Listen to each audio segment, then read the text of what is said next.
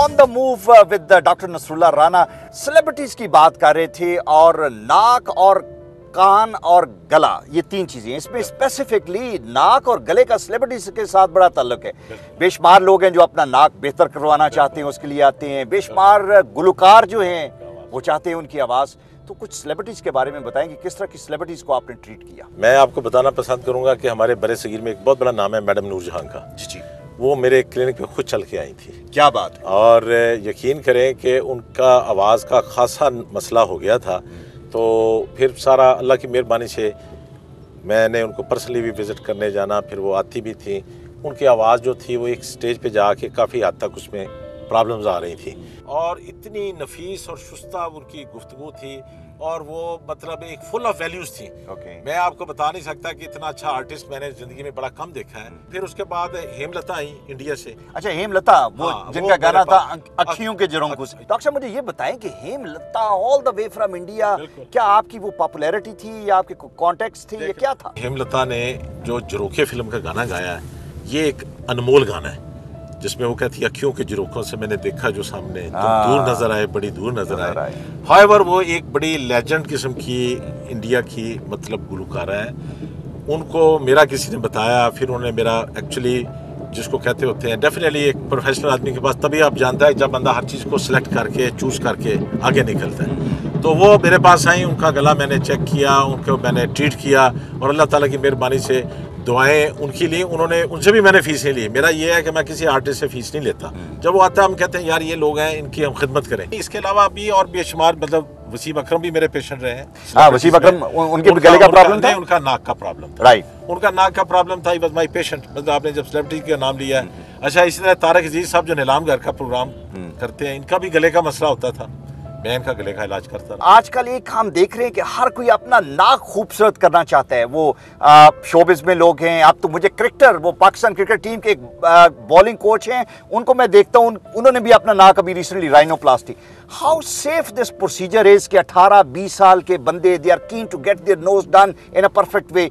Knows job के बारे में हमें बताएं। मैं आपको थोड़ा सा बताता हूँ। नाक इंसान की शख्सियत में 80% जो खूबसूरती का बायस नाक बनता है। अच्छा जी, आई हार्ट की आंखें होती हैं, होंठ होते हैं। अच्छा जी, नाक, वो आप डॉक्टर है ना, इसलिए आपको नाक से तो वैसे आपसे मेरा शुभ है, आपको प्यार भी है नाक से। और ये प्यार के नाम पे भी एक कॉन्फ्रेंस थी, love the nose. Love the nose conference जब मैं अटेंड करने मनीला फिलीपीन पहुंचा हूँ। जी, पूरी 86 कंट्री से लोग आए हुए थे। पाकिस्तान से मैंने उसको रिप्रेजेंट किया।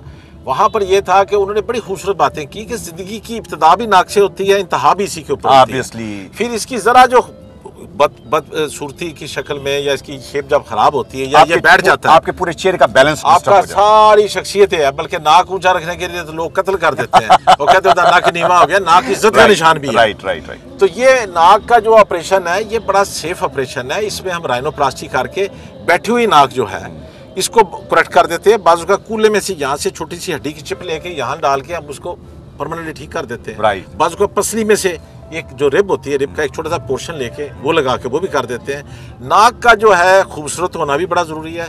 लेकिन उसके साथ साथ मैं ये भी कहूँगा कि नाक में से खुराटे आने के ऊपर अभी मैंने टर्की में 2012 में एक कॉन्फ्रेंस थी हमारी। ये हाँ, स्नोरिंग को भी हम ठीक कर सकते हैं। डॉक्टर, स्नोरिंग की आप बात कर रहे हैं, सुना है बड़ी डिवोर्सेस हो जाती हैं स्नोरिंग की वजह से। वो कहते हैं ये रात को खराटे लेता है, मुझे डिस्टर्ब करता है, सेपरेट बेडरूम हो जाते हैं और फिर अल्टीमेटली लाइफ्स भी सेपरेट हो जाती हैं। मैं अमेरिका में रहा हूँ, वहाँ पर मैंने देखा है जो कोर्ट्स में मैक्सिमम केसेस हैं वो इसी चीज़ के होते हैं डिवोर्स की वजह। उसमें 80% ये होता है। अब हमारी एक कॉन्फ्रेंस थी नोज 2000 एंड बियॉन्ड। नाक के लिए 2000 साल में हमने किया आगे करना वाशिंगटन में। मैंने ऑफिशियली पाकिस्तान को रिप्रेजेंट किया।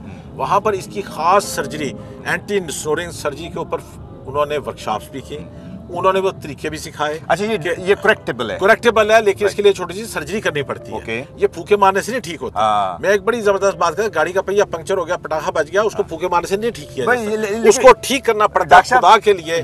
ये हमारे जो लोग हैं, खुदा की कसम खा के तो 3000 साल पीछे जा रहे हैं। आप पीछे ना जाएं। सिकंदर आजम घोड़े पे आया था, हाथ में तलवार थी, उसने पूरी दुनिया फतह कर ली, लेकिन आज वो आएगा ही कुछ नहीं। इस पिच के ऊपर अब नहीं वो खेल सकता। ये पिच चेंज हो चुकी है 3000 सालों में।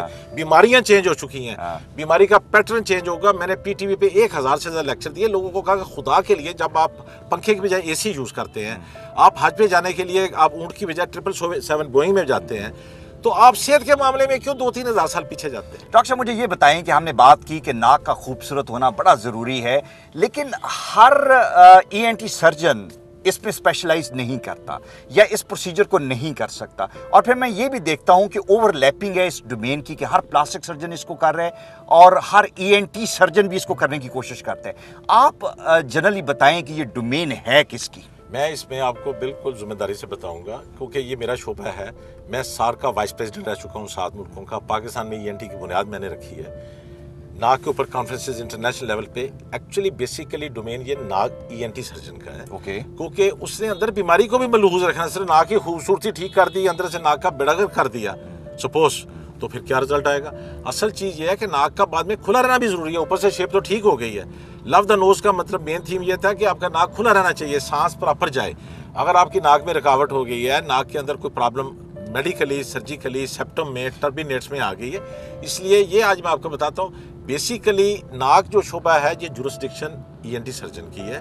लेकिन उसमें वो हेल्प ले सकता है, बल्कि हम लोग जो हैं, मैं आपको फैक्ट बताता हूँ, हम प्लास्टिक सर्जन की भी हेल्प ले लेते हैं। हमें कोई ऐसी, हमने मरीज की बेहतरी देखनी है। लेकिन ईएनटी वाले का मेन डोमेन उनका है, ये मैं आपको, क्योंकि उसने बीमारी को भी मलहूज रखना, कि ये नहीं है कि नाक की शक्ल तो ठीक हो गई तो बाद में नाक बंद रहना शुरू हो गया, फिर बाद में साइनोसाइटिस हो गया, नाक के हड्डी जो है उसमें सुराख हो गया, ये भी हो जाता है। ये मैं आपको बताता हूँ। जो मतलब ईएनटी डॉक्टर नहीं है, जब वो करते हैं राइनोप्लास्टी, तो नाक के अंदर हड्डी में बाजू का, यानी basically ENT is the captain.